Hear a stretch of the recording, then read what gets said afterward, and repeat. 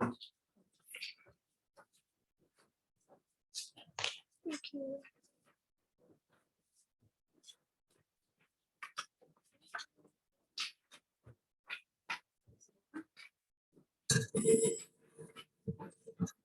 Hunter, if you can hear me, I've promoted you to panelist, so you should be on screen, and there you are. Thank you.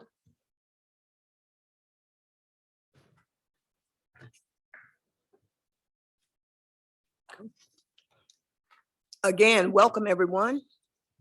This is a historic occasion that the Lacey Equity Commission, which is a new entity in the city, and the Lacey Youth Commission, which is a relatively new entity in the commission, and we come together tonight to share some conversation. So we're so delighted to have you here this evening.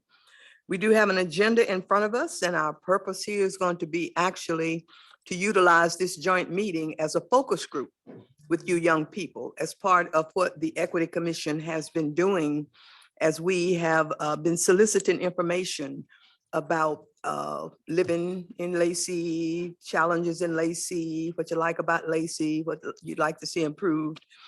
And so that's our only agenda this evening, is to have this focus group with you. And you have the focus group questions in front of you.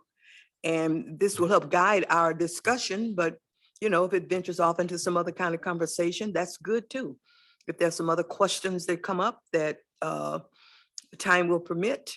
And so we just want to have this interactive dialogue with our young people. And the Youth Commission serves as an ideal focus group, realizing that you represent a broad range of student thoughts, student points of view, the various high schools. You all are high schoolers, right? Okay, high schoolers in the North Thurston School District. And so it's just ideal that you come together, and we took advantage of this joint meeting to use that as a focus group to make contact with the youth in our community. And so looking at the questions, let's just start this conversation with the first question, and different commissioners can go down the list and ask questions as they come up. But how can we create a more welcoming community? And we've asked that question of all the groups we've talked to, the public input, but how can we create a more welcoming community when we talk about equity, when we talk about the place we live, the place we grow up, the place we educate, study, work, raise families? How can we create a more welcoming community? And from your points of view, as our young people, how can we do that to make sure you as a young person are feeling welcome in Lacey? Kelly? I just want to point out, when everybody speaks, please, right now they're automatically muted. But if you push the button, the green light comes on, and this way our friends on Zoom can hear us. Okay. And also, you know, this is our first get together, and we're all getting to know each other too. So if you could just, you know, say your name too, just for the first couple of times, so that we can all learn everybody's name throughout this process as well. And I'm going to move over where there actually is a mic. Now I'm realizing that I don't have one. Your name and the school you represent, and that way we'll get to know you much better. So who'd like to start that conversation? How can we create a more welcoming community for the youth of our community? We'll put it that way. Maybe to get it started, why don't someone share what you like about Lacey, what you really, really enjoy about this community? What do you like most? I guess I'll start us off, but I've lived in, I guess, Lacey and a community in South Korea when I was there because my family was deployed there. But what I really like about Lacey is that it has a small town vibe, but with the population of like a, you know, medium-sized city. The community aspect of it is what I also like as well. The parks, the community that we have, the, you know, cultural festival that we had a few days ago. That's what I enjoy about this community.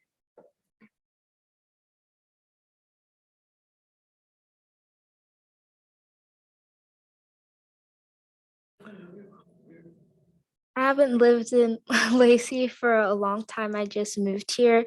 But when I like see the community here and where I used to live in Germany and the different bases, you didn't really see a lot of that community aspect with like the recreational parks and like the volleyball courts and tennis courts that you could go to here. They didn't really have as much of that there at the military bases. So just seeing that community aspect has been good.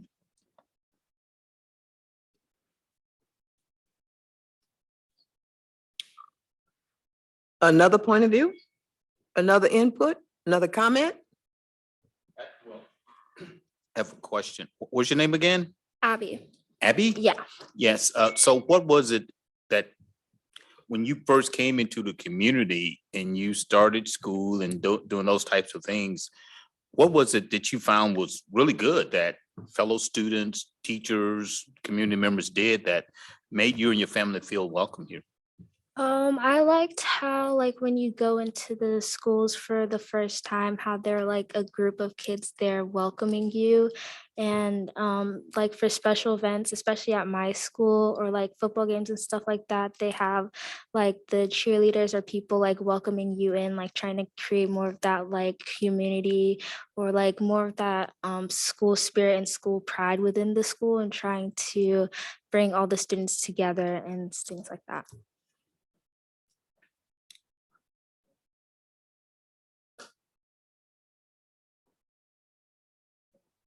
Think so, okay. Hi, I'm Alejandra Linares and I am from North Thurston High School and I am a senior. Can you pull it a little closer to you? Yes, The card comes a little, better, there we go. better, okay, sorry. I'm Alejandra Linares and I am from I am representing North Thurston High School and I am currently a senior. What I like about the city of Lacey is the environment overall. We are a very diverse population here and I think we're doing our best that we can to get along with each other. So I really like that we have a lot of events, like Justin said last Saturday, we had the cultural festival, and it was really nice that we all came together and celebrate different cultures. And I also like the parks too. It's my favorite to go and run. Any other comments on that question?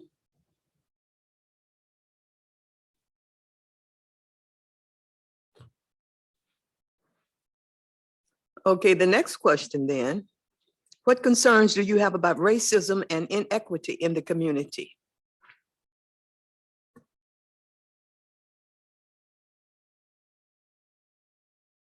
I'll start. Hi, guys. My name is Rihanna Joseph. I attend River Ridge High School, but I'm also a Running Start. I'm also a Running Start student. Would it be okay if we dropped our masks when we speak? I think that's Yeah. muffling the Yeah, sorry. language. Can you guys hear me? Okay.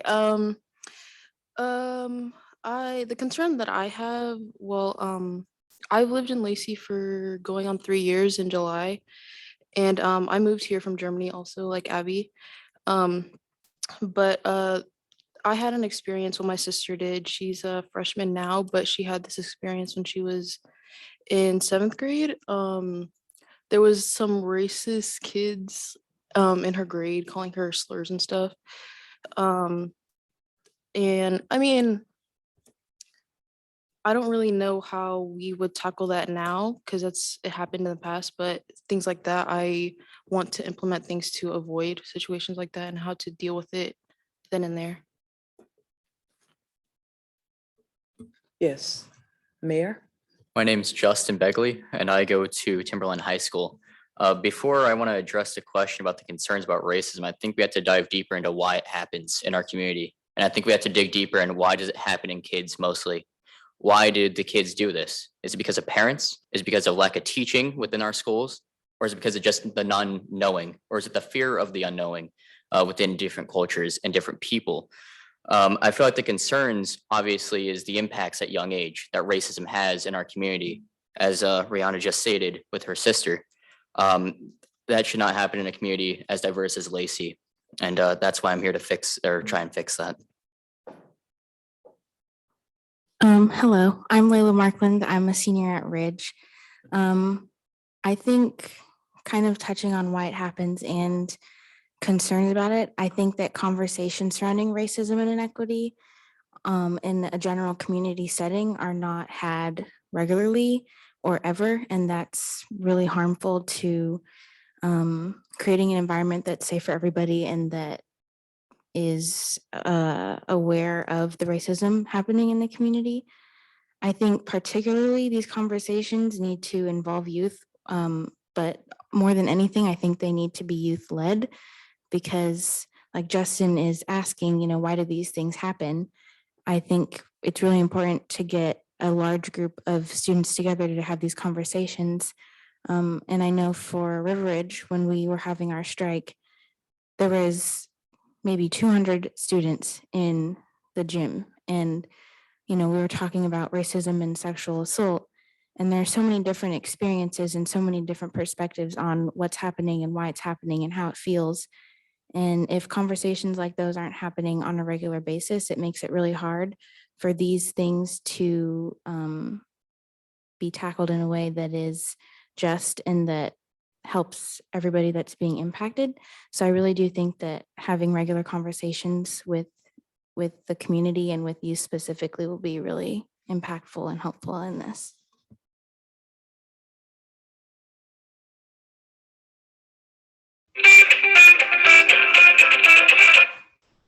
Sorry. I had a quick question about that. Do the high schools provide any sort of forum to have those conversations? Like assemblies or something? Not currently. I know that River Ridge is planning to have our first in-person assembly tomorrow and Thursday, and we were going to talk about the strike, but that isn't happening. It's more of a pep assembly because they want to build school spirit, but you can't really do that if there's an environment that's harmful and toxic. So there's not an open forum at the moment in schools. It's something we're pushing for, but we haven't really had any success with that yet. Thank you for your question. For North Thurston, can you guys hear me well? Okay. Last Thursday or Friday, I think, we had a meeting to have a kind of like a little conference. I forgot what we were calling it, but it's to hear student voices, and it's gonna happen on the 22nd, to go over stuff like racism and inequity in our school.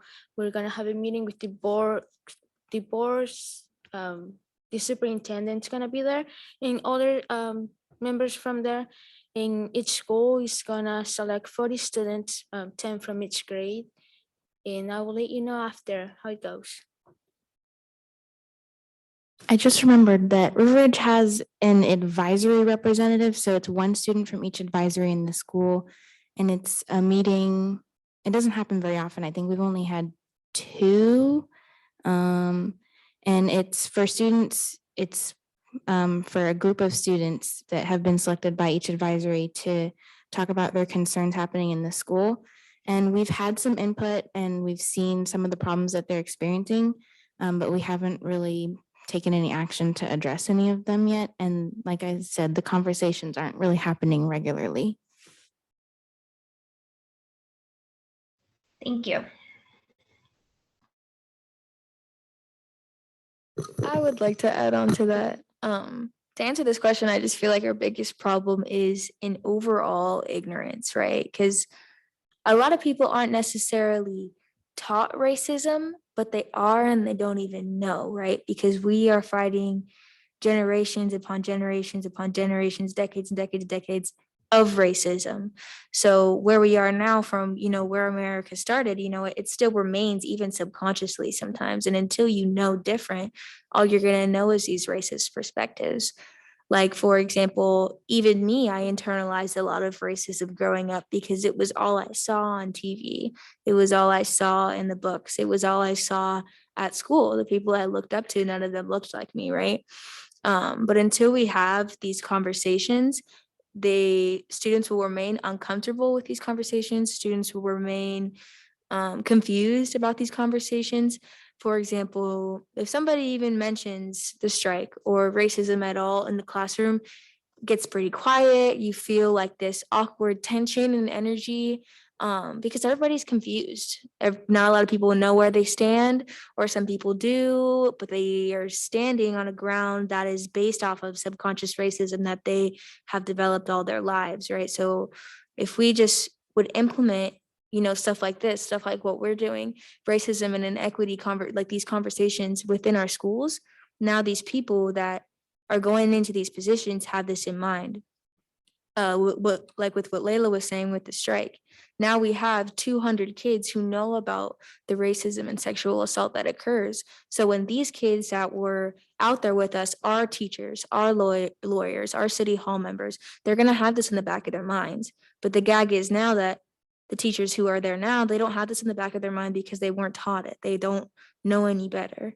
So having these conversations is definitely key, and having youth leader is definitely key, like what Layla was saying. But yeah, just in general, whether whoever's leading it, to have these conversations or educate our youth about what's really going on, because that was a problem before, that our youth weren't educated, and now they're in these positions of power confused.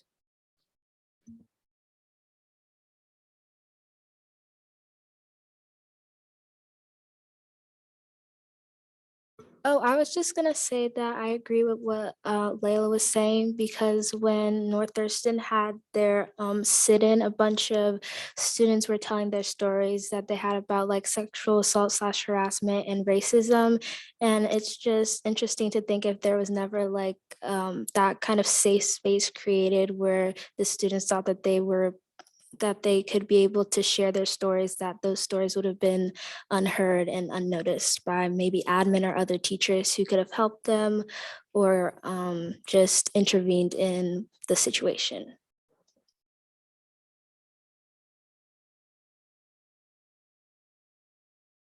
How prepared do you think your schools are to help you young people cope with the issues of racism?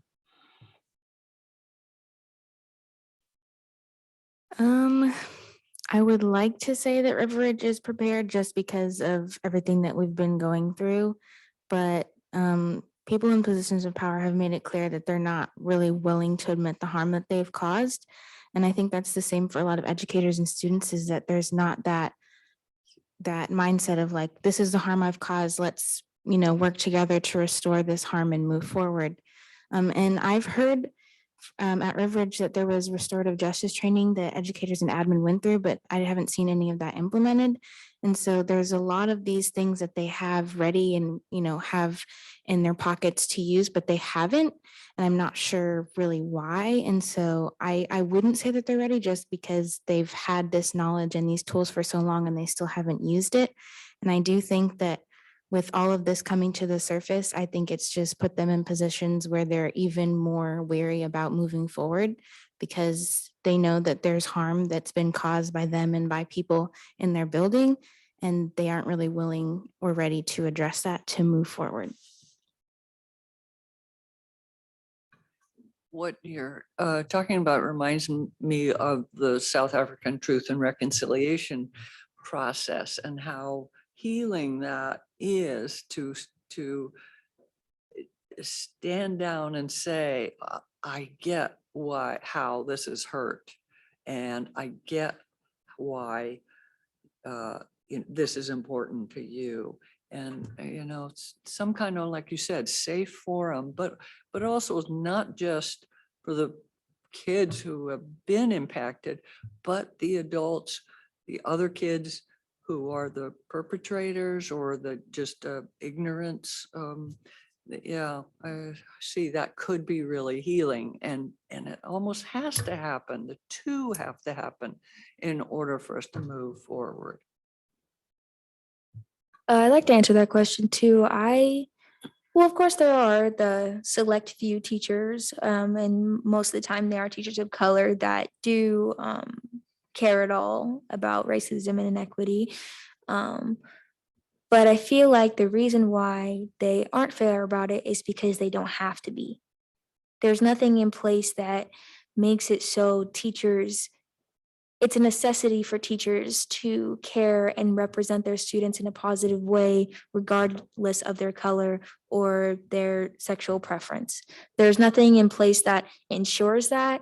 educates them on that and makes sure that happens. So they kind of have free reign to be racist because there's nothing, I mean, of course, there's going to be a law on the North Thurston Public Schools website that says that teachers can't be racist, but they never actually follow through with it. There's not ever any actual punishment or reconciliation or conversation besides a pitiful, I'm sorry, every now and then, occasionally, maybe, so I do not think they're fair. And I think they're not fair because they don't have to be fair. And that needs to change.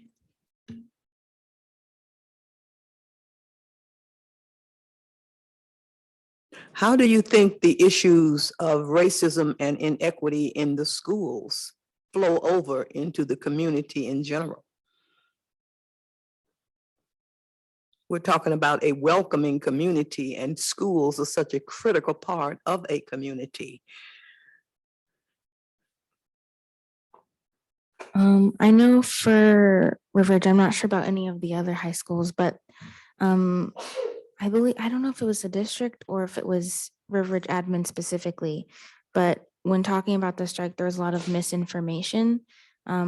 And there was a lot of hostility towards the students participating in the strike. They painted us out to be the enemy and that we were disruptive and we were a mob and we were causing problems. And I think that when there's that kind of language used and when there are those kinds of emails sent out to the community who might not be aware of what's happening in the schools, it's very harmful to the situation because there's no information about what's really happening. And then there's all of these perspectives going against what we're doing that's kind of making it a biased situation. And so it makes it hard for us to move forward as a community, but it also makes it hard for, because truth is very important in moving forward as a community and just overall and creating a welcoming community. And so that dishonesty is really, it's terrible. It really has made it very difficult for the schools, the students to interact with the community and for the community to have a clear idea of what's been happening in the schools. I think schools make the biggest impact on the community because we all go and there's not a lot of education about racism and inequity within our education system. And when you think about it, when you spend 6 hours a day at your school, you're spending a lot more time than you would with your family and your parents with your teachers. So as a person who plans to be a part of the education system, I take that into a very serious place because you determine the rest of a person's life. Everything that you see makes up your reality. Every little thing that you see, maybe it comes through your conscious mind, maybe it comes through your subconscious mind. You internalize it and it becomes a part of who you are.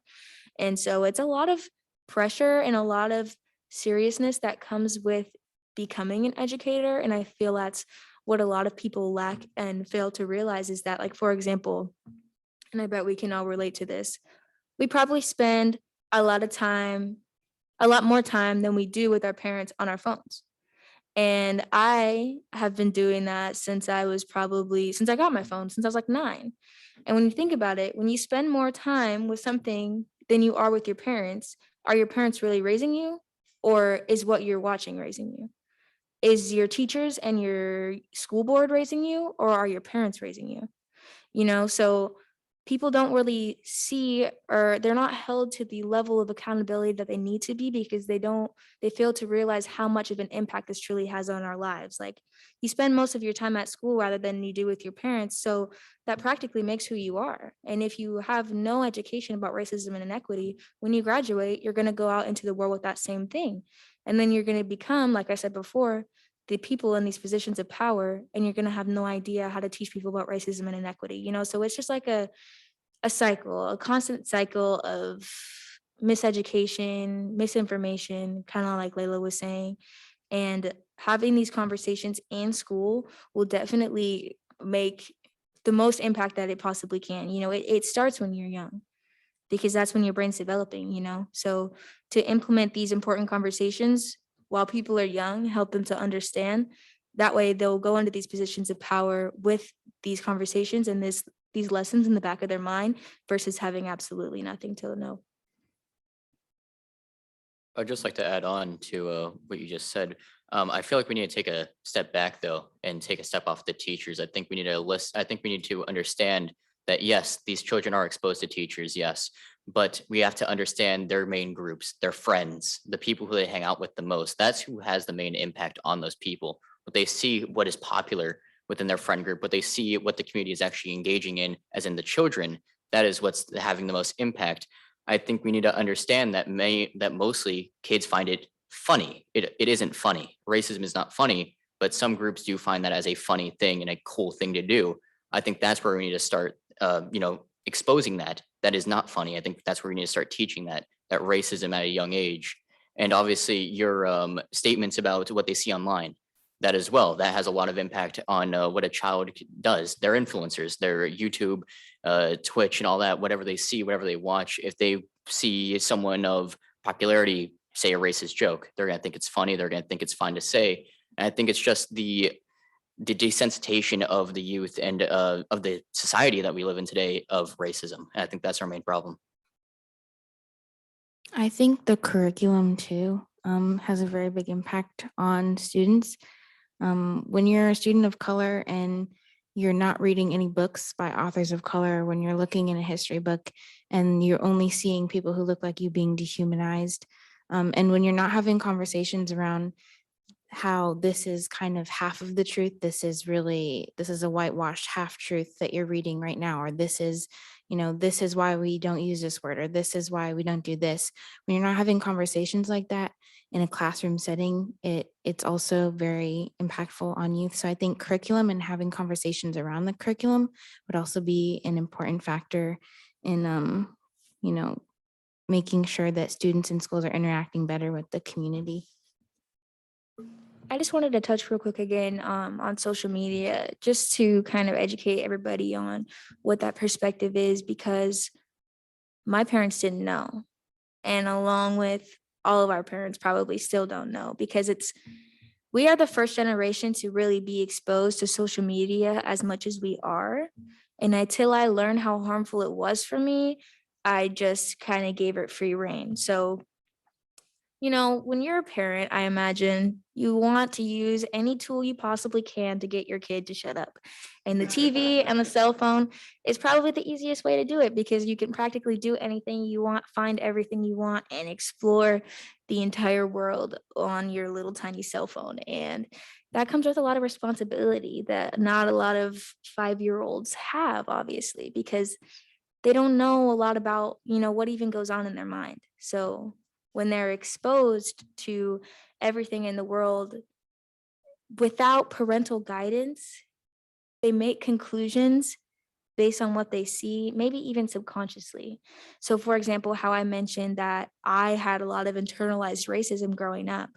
Why? Well, because one, I went to a school with all white kids, but on top of that, I stared at a screen all day that showed me that I was less than, that showed me that as a female, I had to have these perfect features. And if I didn't, then I was less than, so it's this constant battle between like knowing what is true, but also not, and being exposed to a truth that you don't know is true, like in the back of your mind, like, oh, being Black is probably okay, being a woman with a not perfect body is probably okay, but it's a lot of pressure, especially when you're exposed to it all day, every day.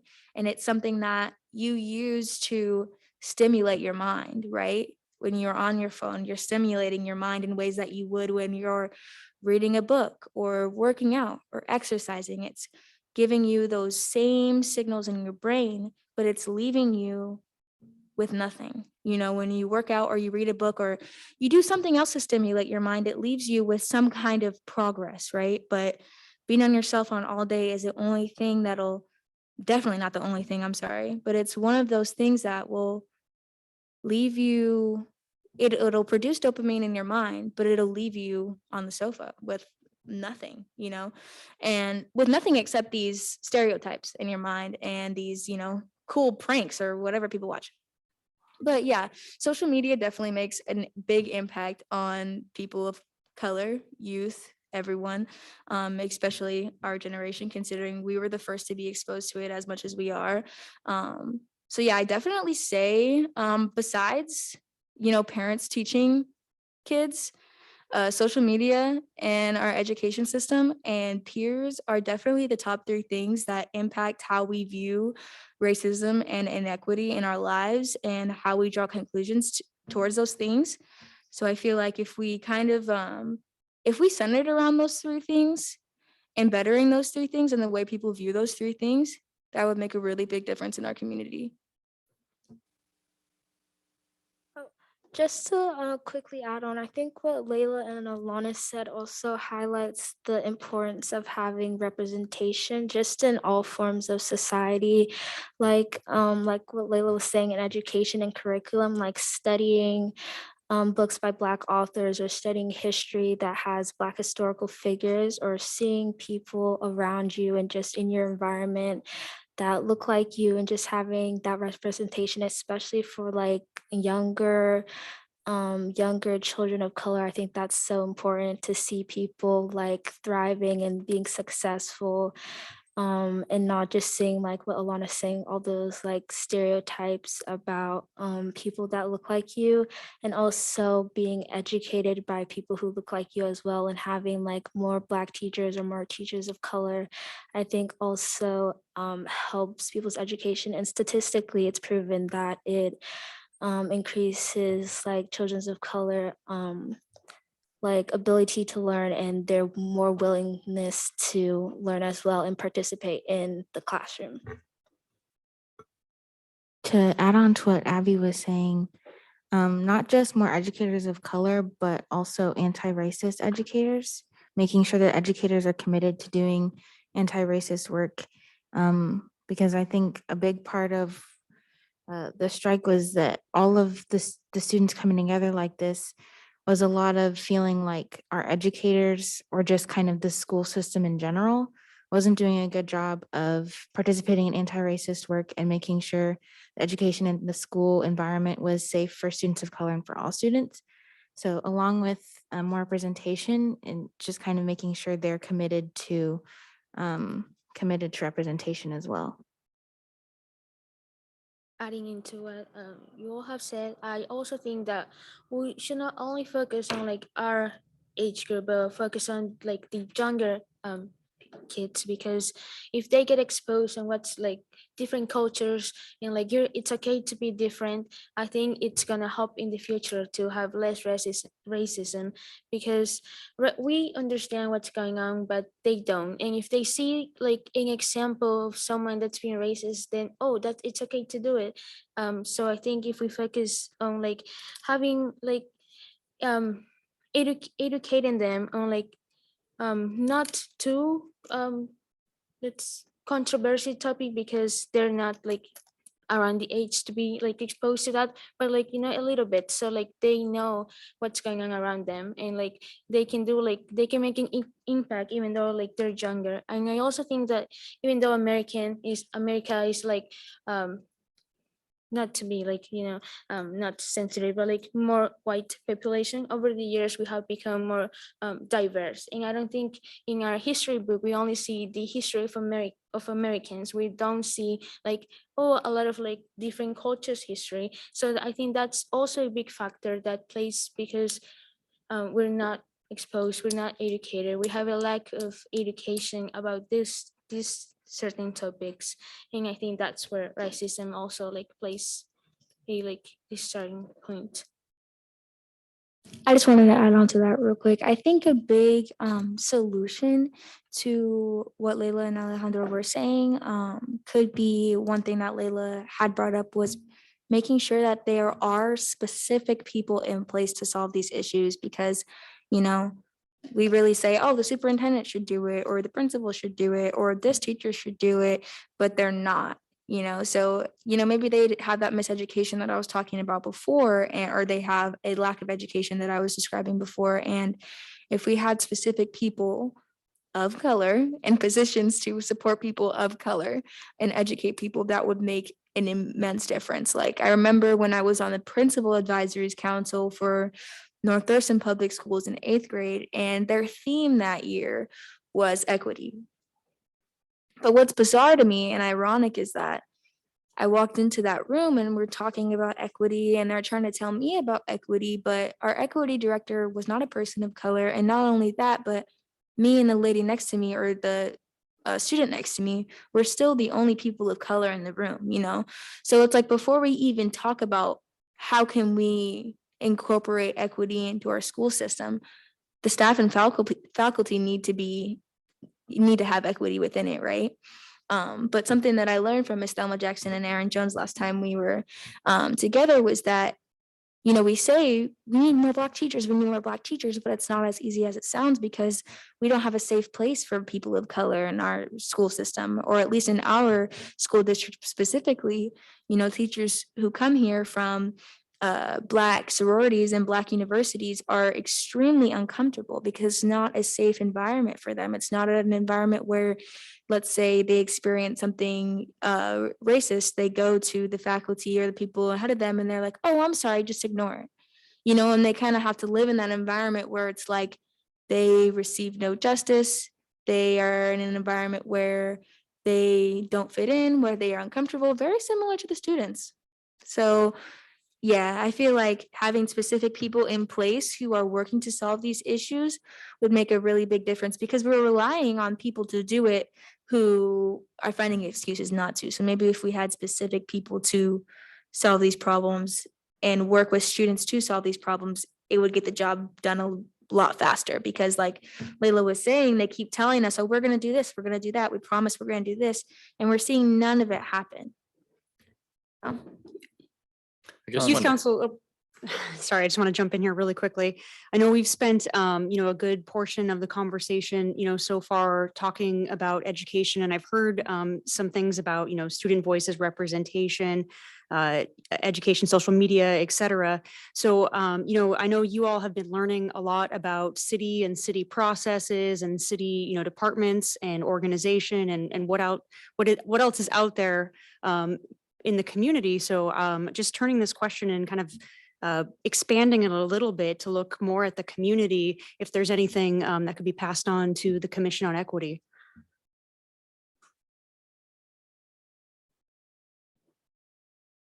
And that really blends right in with the third question. And in some of the conversation on the second question has already gotten into some of that. The connection between the Youth Commission, the Equity Commission, the city, and those kinds of things.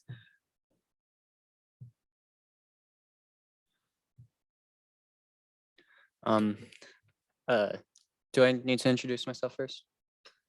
Yes. Okay. I'm Nathan from Pope John Paul II High School. And so because I'm at a private school, my social climate is pretty different from all of yours. It's a lot smaller, a lot tighter. And what I will say is I'm focusing back on schools because I kept on trying to push the button, but I didn't get my turn in. Anyway, what I will say is a lot of the bullying in our school does occur between racial groups and stuff like that based on identity. But I've also noticed that it's always the most politically charged people on either side who are doing the bullying. And going back to Alanis's point on the influence of social media, a lot of like what people do, like once you get into the echo chamber of a certain political party on social media, all you see is their stuff. And then you start to view the other party as the other. And it just so happens that the two parties generally attract different racial, sexual, age, even groups. And I think that the fact that many students don't really know how to handle political problems properly. Most of the time it's just like conservatives bad, liberals good, or liberals bad, conservatives good. Usually it always ends in them just categorizing people based on political preference, when really there's a lot more to a person than just identity, whether it be political or anything else.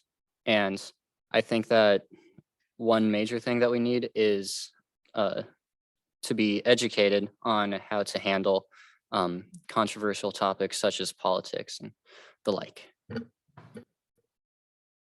Mayor? I just wanted to get into a topic that Alondra brought up about the curriculum in the schools. There was a saying that was brought up in my history class that history is written by the victors. And that has really brought up in our history classes over the years and the curriculum that we actually learn through yes, we were taught about like different cultures and different things that America has done that might have been bad or good. But that was written by white men. They were written by men who didn't want to actually expose the American system, like the Chinese Exclusion Act, the slave trade, and things of that nature. So I think we have to remember that the curriculum that we are learning might be a little bit outdated and a little bit more towards a certain diversity, different group of people. I want to add on to both of those claims real quick. I want to start off by kind of going a little bit deeper into what Declan was saying. Declan, right? Oh my gosh. I'm so sorry. I want to go a little bit deeper into what Nathan was saying in regards to how the algorithm works on Facebook and Instagram and how that impacts your life. So there's this thing called an explore page or a For You page or just a feed that goes on through social media. And how that works is watch The Social Dilemma on Netflix. It'll give you so much data about what's really going on, how many lawsuits are out there trying to fight this, how many people don't know about it. Because the gag is like, I didn't know, you don't know you're addicted to something until it's gone. And you're like, oh my gosh, there's a piece of my life missing. Like when your phone dies and you're just constantly, oh, it's dead, I forgot. 5 minutes later, oh, it's dead, I forgot. You're just so used to picking it up every 5 minutes. It's such a big part of your life that when it's gone, you're like, what do I even do with myself? And it's a scary thing for youth because it's worse to be addicted to something when you have no idea you're addicted. Like I remember my aunt has 2 kids and they're always on their tablets all day, every day on this freaking tablet screen. And I told her what I'm telling you guys right now because I care about my cousins and I just wanted her to know what's going on. Because I also see it from the millennial perspective where it's like they just have no idea and they just want their kids to go away and, shut up, which makes sense. But at the same time, they don't really know a lot about the harm that it's causing them. And I let her know about it. And so she's like, okay, you guys aren't going to have your tablets after 7:00. And she didn't give it to them. They're freaking out. They're like, mommy, please, my tablet, please. They can't stop talking about it. Every 5 minutes, they're like, where's my tablet? Where's my tablet? Where's my tablet? These kids are fiending and they don't even know they're fiending. They're reliant on these video games and they don't even know they're relying on it. It's teaching them all kinds of subliminal messages that they don't even know they're being fed into. It's just a scary place for kids to be. And I wanted to add on to that, what Nathan was saying about the For You pages and the Explore pages. It's an algorithm. It's computers that are all underneath the ocean. There's giant factories of computers. It's an algorithm. It's one giant computer, but because it's all kind of doing the same thing, but it's like miles and miles long computers underneath the ground. Top ground, like let's say this whole building could possibly be one of their computers, and it's constantly generating videos and photos that correlate into what you're talking about in your life, what you're Googling, what you're searching, mostly what you're talking about. And so let's say you are on one side of politics and you feel one way, it'll push that and push that and push that, and it'll show you negative aspects of the opposite, and it'll try to sway you onto one side or the other. And there's actually a lawsuit versus, it's like Cambridge versus Analytic or something about that. I don't know if any of you have heard about that, but it's basically it was this lawsuit that happened and they actually won. They were trying to let people know that Facebook was getting paid to sway votes in 2020. They were getting paid to show people this on their explore page and show people that to get people to vote for a certain person. They're making money off of advertisements for specific political groups. And of course, that's extremely illegal. They won the lawsuit, but they're still doing it. And so that's kind of that's how smart and how impactful social media really is, because they use your psychology against you to get you to believe a certain thing or to get you to continue down a path, spiraling down a path of what you believe. And so that's how smart it is. That's how we say, you know, artificial intelligence is coming, artificial intelligence is coming. It's already here. It's already here, and these big giant machines that are funneling this information into our lives. And so that's just what I wanted to add. Well, you all have spoken quite a bit about number 3 and some of the things that Shannon raised. What types of actions would you like to see taken in the community, in this instance, to address concerns you have about racism and inequality? You've touched upon that somewhat in your schools about curriculum, how social media is impacting everything, how you want to see more people of color in positions. You want a forum where these uncomfortable conversations can be held safely. You want a way to correct the miseducation and the misinformation that's going out. But can you offer any other possible actions that you'd like to see taken in the community? How can the community interact with some of the things you all are describing here as young people?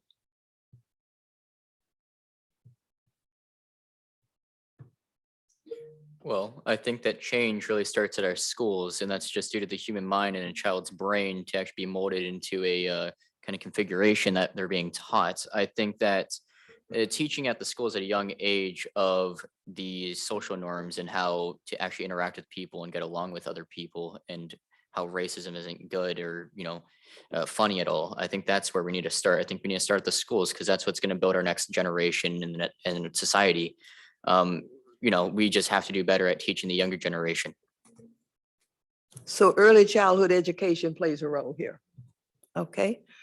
Anyone else? I think that regular communication with the community would be helpful. I think maybe utilizing the youth council page to kind of share a little bit what we're talking about, and maybe gathering community feedback to see what they think or what some of their opinions are on what maybe how they can contribute.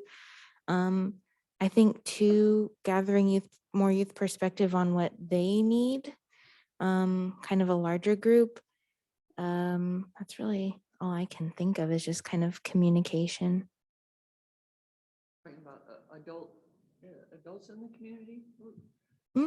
I think adults is important too. I'm not really sure how to kind of loop in adults, just because I don't really have that perspective, but I think it's really important for there to be interaction between adult community members and youth community members. I'm just not really sure how to tie that together. So more adult interaction with, okay. Like I wanted to add on to, I'm so sorry, Justin, right? Okay, I didn't want to get it wrong again. I was nervous.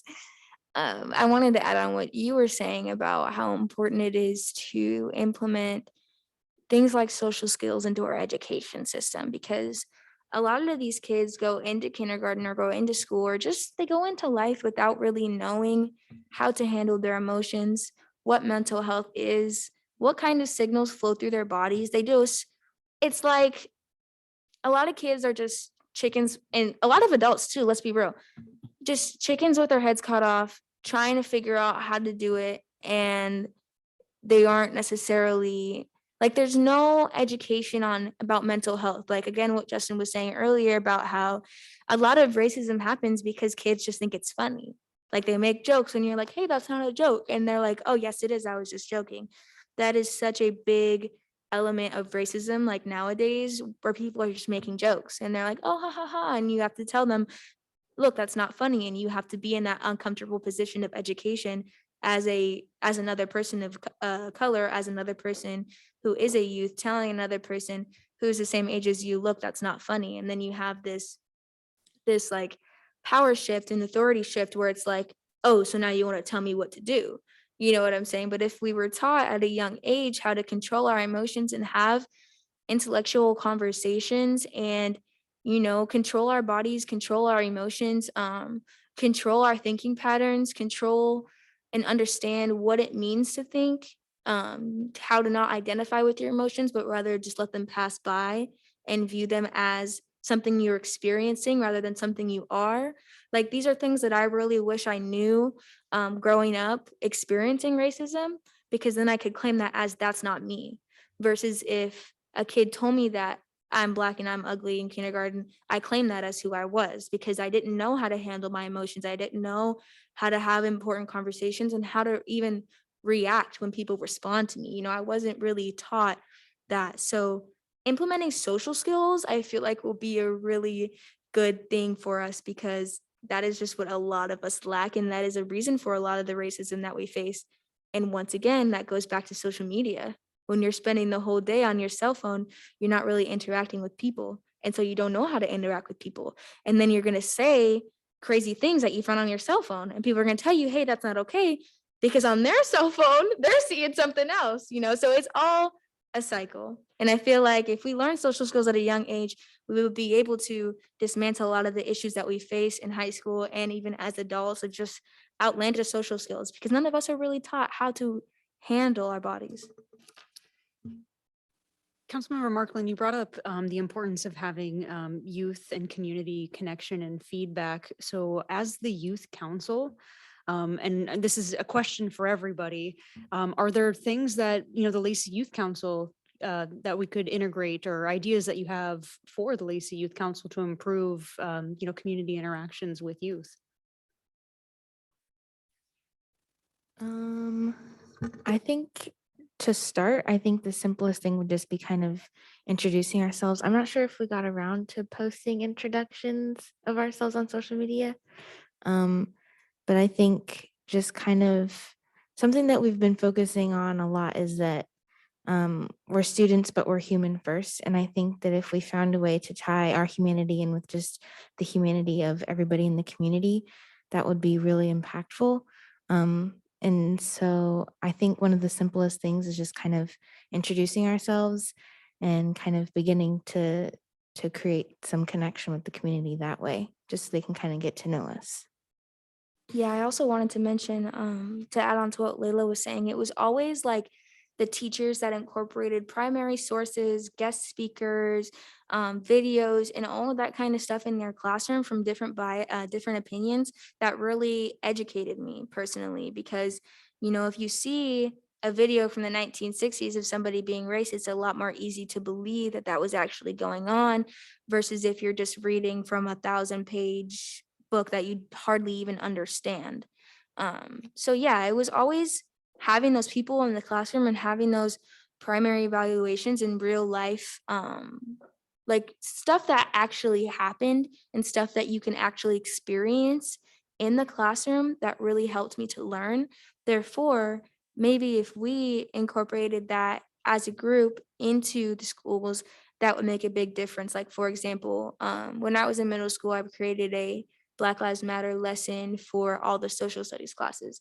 Like, if we did something like that about equity in Lacey, or Miss Thelma Jackson just came out with an amazing book about equity in our community, if we gave them a little run through about, what that is, or some information from that book, or, anything, I feel like that would be a good way for the community to know about us and the youth to get involved in us, to hear their voices. Maybe even tangibly, physically going into the classrooms and breaking, us up into 2 or 3 to teach classrooms during advisory about racism, what we do here, how they can be involved, all that kind of stuff would be really impactful, and a good way to get the youth to start coming. I feel like I want to touch on a topic that was actually pointed out. That was, what is the youth council's kind of goal or range that we want to reach? I feel like, yes, first as a youth council, we want to reach out to the youth and get their opinion. But as well, I think that we should educate the parents and the people. It should work both ways. because what parents hear from their students or youth isn't exactly the truth. There's always a twist, as many of us, No. many of you guys know. But that really is, for example, what Alana stated with social media and what they see on their phones. Parents aren't always going to see what is on their phones. They aren't going to always know what is on their phones. And I feel like parents need to be more educated on what they're actually looking at, on what their children are actually looking at, what they're actually involving in, and what they're seeing and what they think about what they're seeing and how they're going to act on what they're seeing as well. But yeah, that's the main goal of the youth council. At least that's what I want to see, is a two-way street. Yes, putting out the youth opinion, but at the same time, throwing back at the parents what the youth thinks and what they're going through and what they're seeing. I would also think that it would be really helpful to have more of interaction. I mean, obviously with our equity commission, and we could even put out some events where we can have more of these dialogues where we can engage and even bring an educator, not all leave it up to your teachers and principals or superintendent, but we all kind of take the share and do these type of conversation more often, more of a educational events more often. I think that's also would be very helpful. Other thoughts, Annie? Yeah, it occurs to me that the parents of my generation of all across the board have particular experiences of racism, of sexism, of the way it used to be, the way it is now. Though sharing those experiences, and you do it in the home, but for me to know more about the lived experience of somebody who's different than me really changes my heart. And to have adults sharing those lived experiences and youth sharing those today lived experiences, I think that could be really rich. And so that you know more about the real, not just what's on your telephone, and maybe we could help to facilitate something. Sarah, you've had some thoughts going through your head. I can read your body language. What are you thinking right about now after all of this conversation? Like in what context? This whole conversation we've had this evening, equity, racism, youth voices, the adult community, welcoming community, all of these kinds of things. Just like one thing that we can do to perhaps help stop racism in the community is just encourage youth to stand up when they see racism, like not just sit idly by and like listen to their friends go on about something like as a joke and then ignore it, like encouraging them and giving them like a safer space to feel comfortable with being brave and standing up. And that will like make a difference when they're older, when they see that same thing and that they're now comfortable with standing up and making a difference. Okay. To add on to what Sarah was saying, I think that's definitely a priority, but it's not the answer. Like we shouldn't rely on the youth to educate the adults and the teachers, right? Like I remember when I was younger and I would experience microaggressions and I'd be like, oh my gosh, I should have said something, or why didn't I? And, I would feel that pressure on myself, but in reality, it's like, why didn't their parents say something to them? Why didn't the teacher right next to us say something to them? It's not necessarily our responsibility to teach people that are the same age as us. It's a lot of pressure to be in a friend group and have a intense desire to remain in that friend group, but be the one to say something that not everybody's going to be happy with. Me, I'm going to say it, but there aren't a lot of kids who will say it. Most kids will just they want to fit in with the crowd so bad that they'll just let anything slide. which is completely understandable from a youth's perspective. I don't understand it. That's why I don't do it. But I mean, it's a lot of pressure, and so having that on you shouldn't be necessarily like the answer. You shouldn't be like, we're experiencing racism, and then a lot of teachers at Ridge want to be like, why didn't you say something? It's like, one, we are saying something. Two, a lot of the kids aren't saying something because they're scared. And when we do say something, nothing really happens, so it's just like, we need these people who are in these positions of power to be the ones to say something to the youth. It shouldn't be a pressure that we have to face. Am I going to say something when somebody's being racist? No. Our teachers already taught us what to say when somebody's racist, and everybody knows about it.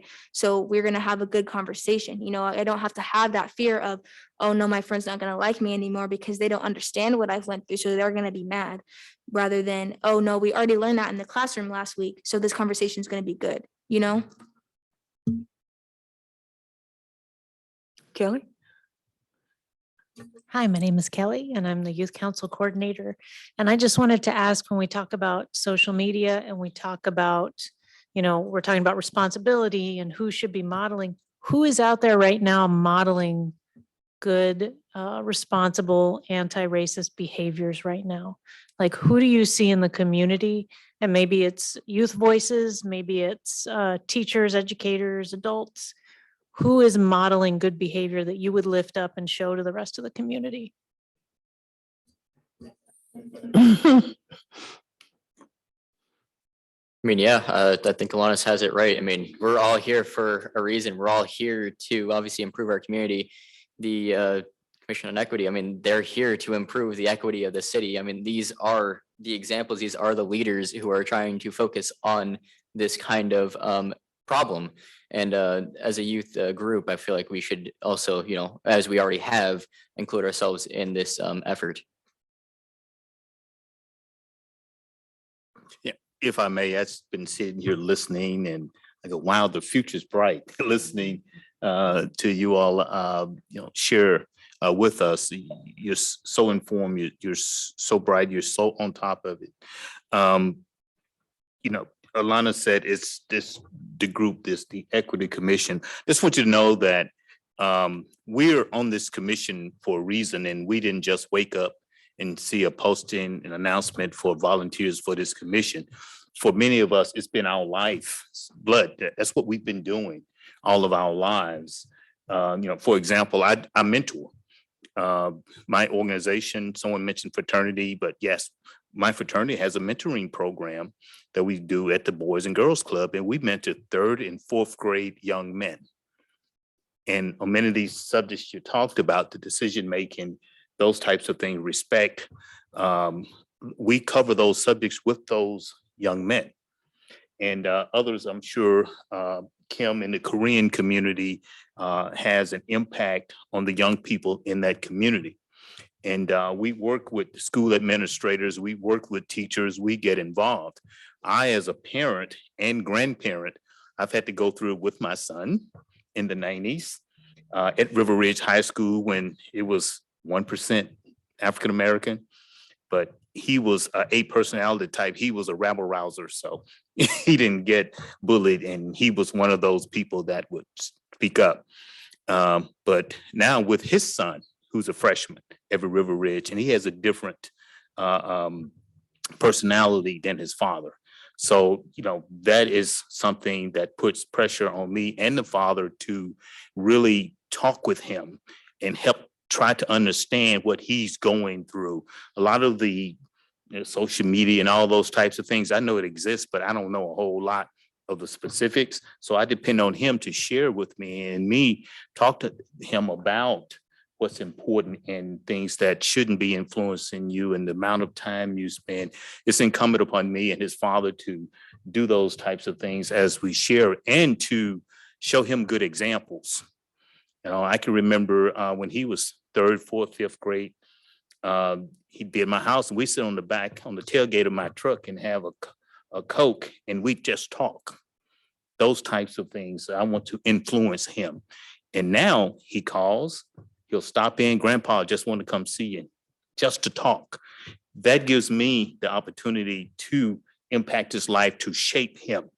And I'm sure many of you have mentors, your parents, or it may not be mom or dad, but it may be an uncle, you know, or aunt or someone that you can turn to and have those difficult conversations, those real honest conversations with that impact you. And so we are in the business of trying to impact your lives and trying to make Lacey a better community, trying to make things more equitable in the community and to stamp out racism when and where it occurs. So we have your back, but don't hesitate to lean on us to support you in whatever it is that you're trying to accomplish. Thanks. So I also like to kind of piggyback on that. When you said like this, that makes me feel like, oh gosh, we have some responsibility here. So that's a good feeling. But I just want to share kind of like a personal story. Like you were saying, I was one of those that had to try to fit in for a very long time, coming from the immigrant background, with English second language, not knowing the culture here. That's what I did. I tried to really fit in, but then I realized I need to stand up for myself. I need to speak up, like you said, I wouldn't go with that, right? So after I started doing that, things gotten much, much better. Then I really feel like I'm belonging there. So I like to just kind of share that, and don't be afraid to take your space and have your voice heard. It's okay. I mean, I think that I think in a way that we're afraid like someone else is better than me, or have that low self-esteem at times. But I think we're all in the same group.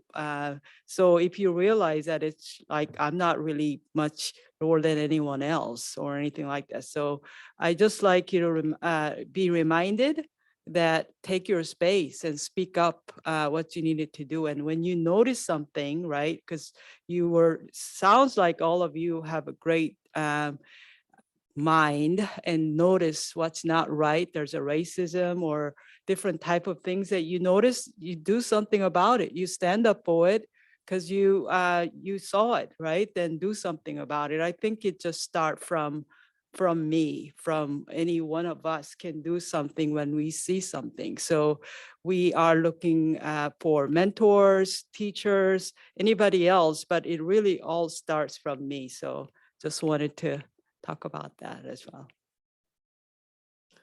And those of us in my generation that's lived through it, parents, grandparents, and to see you young people and to see the kind of hurt really that you're expressing, somewhat your disappointment in us adult communities that have left you out there to do these battles on your own.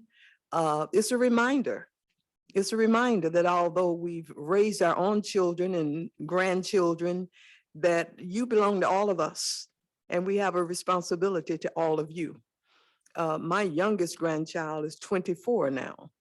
And I'm forever learning from them. Social media, they're on me all the time, and I stop and I listen to them because they're in a whole different world. And their parents came up in a whole different era. So to hear your voices, and that's what's so important, your voices that we're hearing, that you're sounding a clarion call to the adult community, that things, the more they change, the more they stay the same, if not worse. So you're that reminder to us that we can't just sit down and rest and take it easy and think our jobs are over. So thank you for your voices that you add not only to the Youth Commission, but to the community. Because one question that I want to ask you all, what would make a difference to you to want to live in Lacey as you graduate from school, as you grow up, you're working, you have families. Many of the young people grow up and leave. You can't have a community if you don't have the next generation coming up. What would make you want to stay, come back to Lacey and become a parent or an employee or a business owner or whatever? What would it take? When we talk about a welcoming community, that's all a part of it. But I hear young people saying they can't wait to get away. They can't wait to graduate. They can't wait, you know. What could make this community attractive enough that this is the place you want to come back to and contribute to as an adult?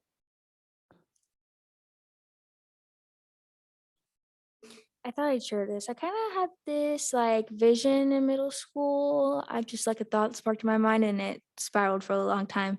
Um, what if there was a church that wasn't necessarily religious?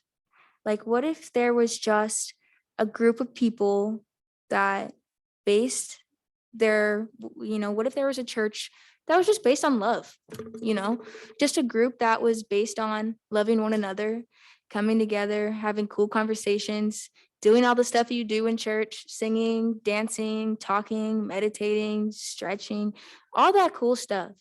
You know what I'm saying? Just a place to come together and have a safe space, just a place to walk in and have a mentor that you're looking for that you never were able to have, because I know it was always those few teachers in my life that really made a difference for me. It was always those couple mentors or those 4 coaches that were just like, yo, I care about you. What's going on? Or you shouldn't let somebody talk to you like that ever. That sparked that idea in my mind, like, oh, I actually do matter. Maybe I should actually do something about this. Or, I do deserve somebody that cares about me and wants to make sure I'm okay, and people don't have that light. People don't really understand what it feels like to have somebody that cares for them and is there for them. And so they make jokes, they make racist jokes, they are rude to other people because they don't know what it feels like to actually experience that. So they'll never know how to give it back. And I don't know. I know that's kind of crazy, but that just had to come out. Just like a church that isn't necessarily a church, just a gathering space, just a place where people can be themselves without feeling any pressure or any judgment and find people who love them back, like that's what people really need. And if there was a community that had something like that, or if there was a education system somewhere that made my kids feel like that, I would feel very comfortable putting them on the school bus, probably way more comfortable than I would feel right now. I'm gonna be like, you're homeschooled, because I remember what they told me in kindergarten and it did not change me for the better.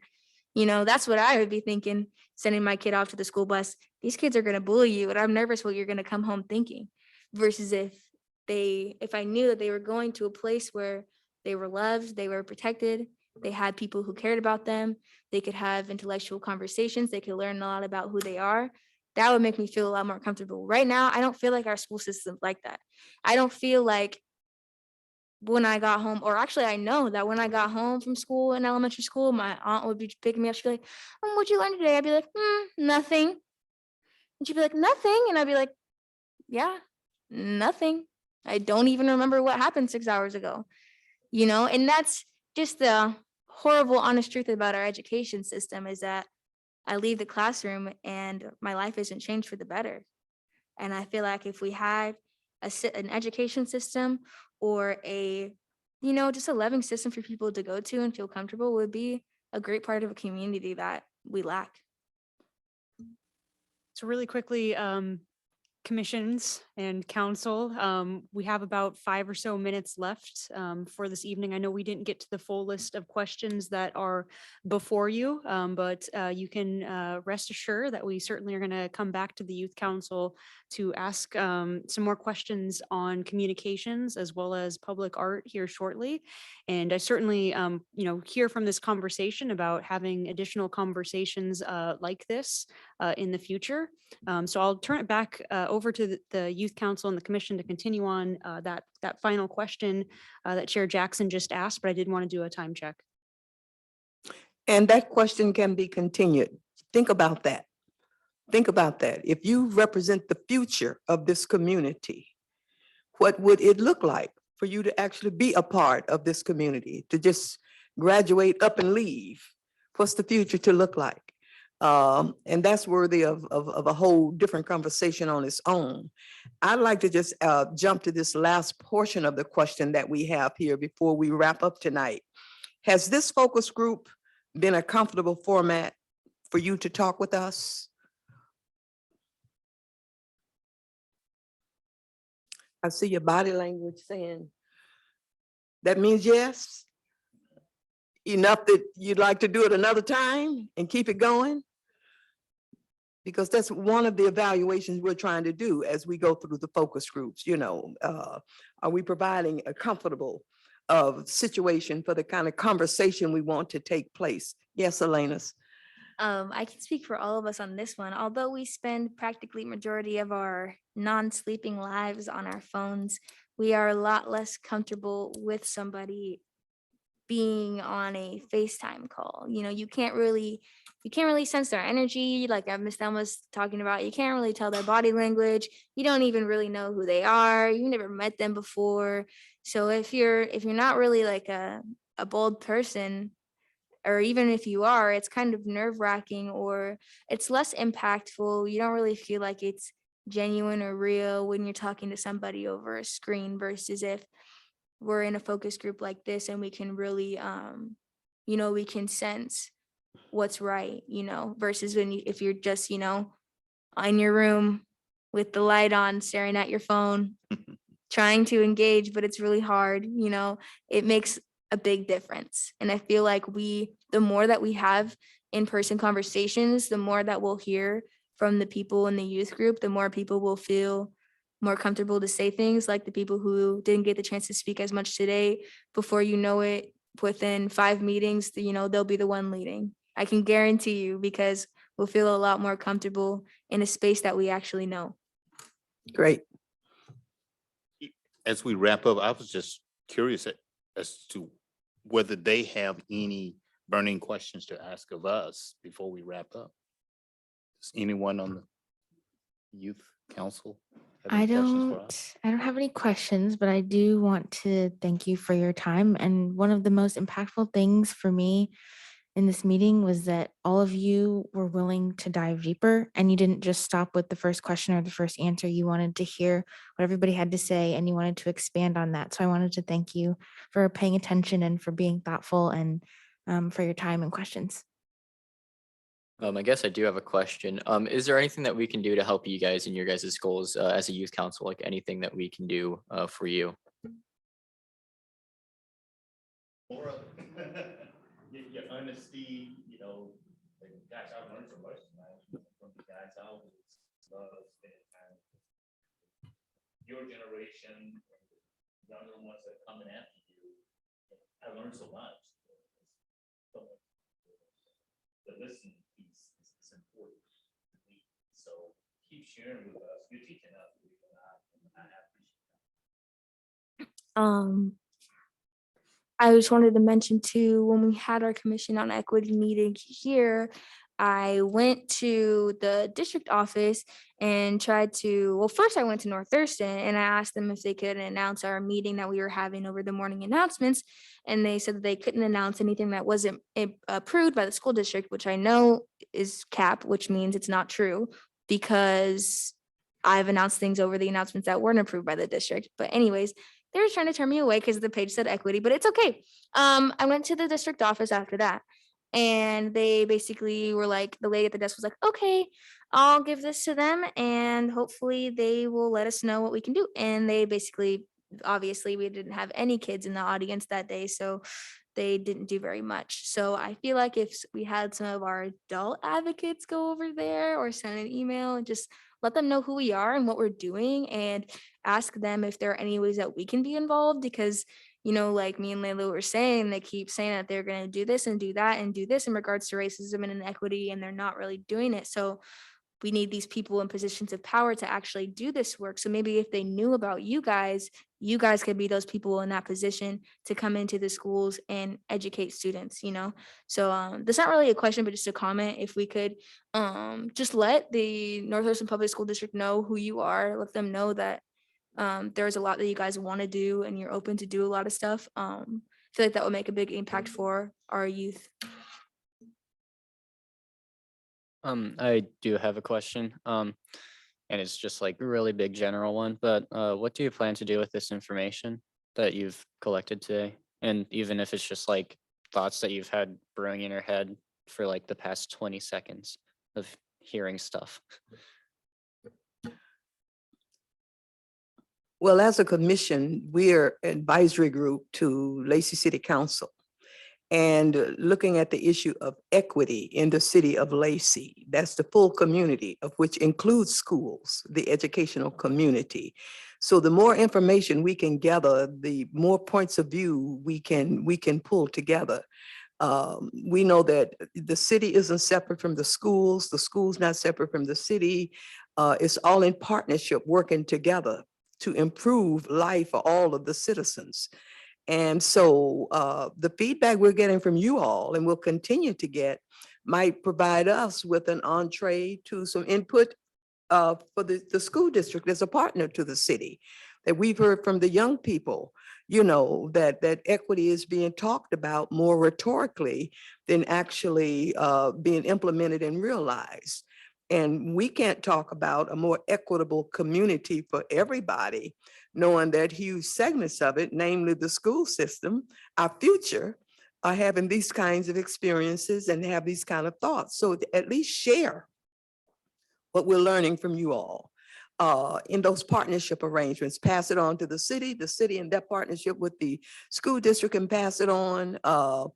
And so begin to cross-fertilize these conversations so that the intergenerational aspect of it can dissipate somewhat. And so that information, you're the youth group, you know, what about particular ethnic groups? What about communities of people without homes? What about low-income people? What about non-English speaking people? So we have all these different groups we're wanting to reach out to and make sure we know what are their thoughts and their feelings as we're talking about trying to bring about an equitable environment in this community for all people.